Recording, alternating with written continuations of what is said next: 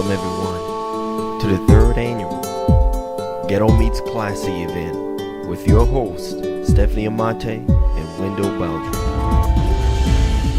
What gave me the inspiration for Ghetto Meets Classy? So you have to go back with me to LA around 2008, 2009. It was a good buddy of mine, and he actually started Ghetto Meets Classy, so I really can't take credit for it.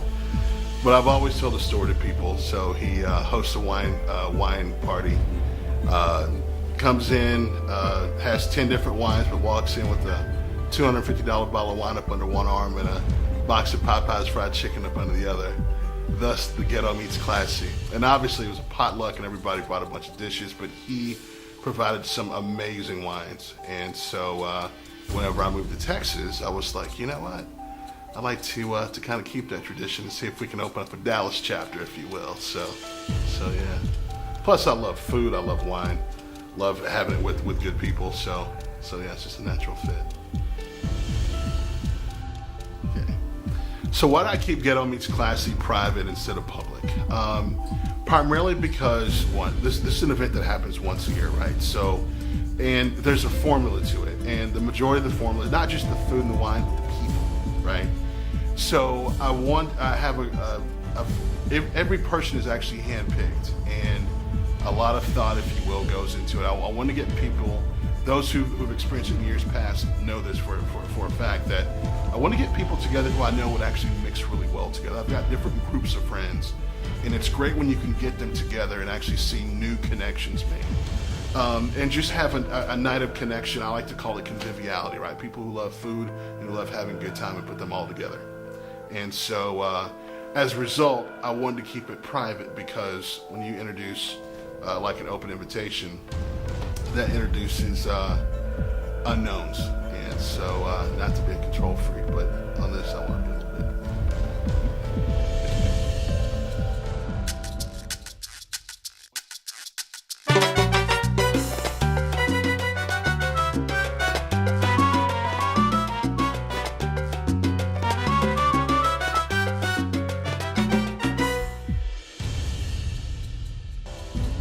So why did I pick November, particularly the fall? Typically, you always wines people whenever, if I said white wine or red wine, if I said red wine, what'd you think? You think warmer months, springtime, summertime, right? Usually you think of red wines in the cooler months, right? Along with red wines, you also think of meat, those sort of things. And so you think of feasts. Those usually happen like in the fall. So I wanted to have it, obviously, before Thanksgiving, before we get into the holiday season. But two, it's just cooler outside as well too, right? Let's be honest, Texas is not known for the best weather during the summertime. And usually October, as we're probably experiencing a little bit now, can be some warm days as well. But November usually is when we usually have true fall. So I wanted to kind of keep it then. So how large is my crew? We actually have a crew this year. Last year it was obviously my lovely co-host, Stephanie Amate. She's co-hosting with me again this year, and so her and I actually did last year, and we were pretty much the crew, really based upon volunteers helping clean up. But this year we actually have four folks who actually came from last year, and they saw that, like, look, next year we're going to help you out with this. So the four are Mr. Herman Benefield, known as the mayor of Henderson, his lovely wife Dina Benefield, and then also Ashley and Donnie Yablon as well. In addition, I've also added, to kind of help out and clean up and all those sort of things, I've added two maids this year as well too. So that's going to help out quite a bit, because then Stephanie and I know those who are helping out can actually sit down and actually enjoy along with our guests without having to worry about cleaning up and all the things that go along with hosting. So.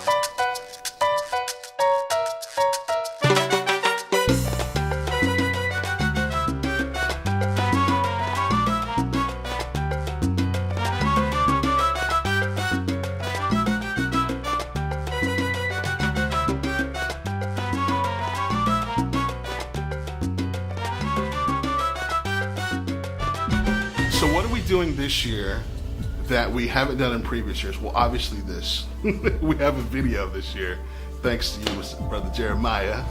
I always like to take our game to the next level, right? So in addition to the video, obviously we're bringing in different wines. So try to step up a little bit. Every year we always try to do just a little bit more, right?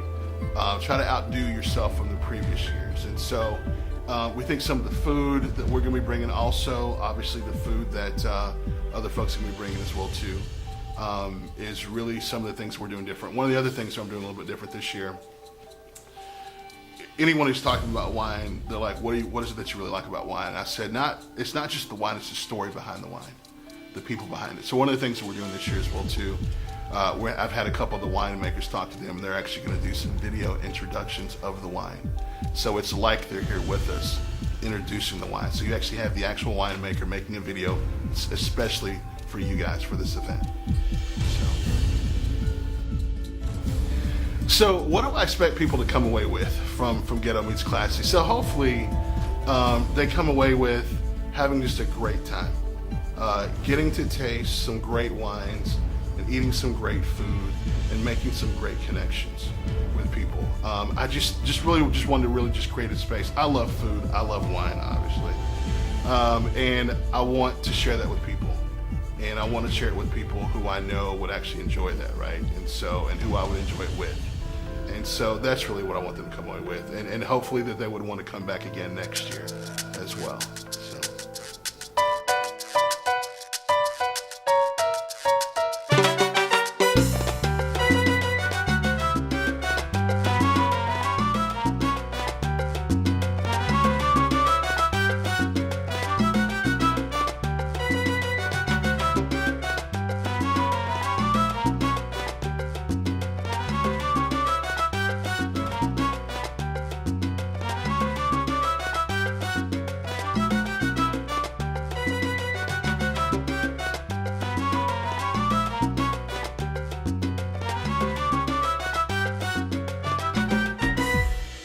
My overall vision for Ghetto Meets Classy. So I usually like to keep it really simple. One of the things I always do, believe it or not, I start planning for the next Ghetto Meets Classy the day after. So November 16th, my mind's already going, after I've rested obviously, of what next year may be like, right? Ways that we can always improve. We're always looking for ways to kind of raise the bar a little bit. We've had a great venue this year and last year. And so we'll probably look at a different venue. I have this love affair with rooftops. I don't know, sue me. If we were in LA, we'd probably have it on a beach someplace, right? It's gotta be some water there. But I wish we could do that. But anyway, yeah, so, who knows where it's gonna go. But I will say this. I hope that our guests next year are gonna enjoy it even more than they enjoyed this year's. So. That's kind of my vision, just to keep it going. I do want to keep it kind of intimate. I don't want it to be more than 50. I mean, we're not going to get this like 100 or 200. It just kind of gets a little too big once you get there. And then you start getting too many unknowns in there as well, too. So I want it to be people that I know and who I know are actually going to mix well together.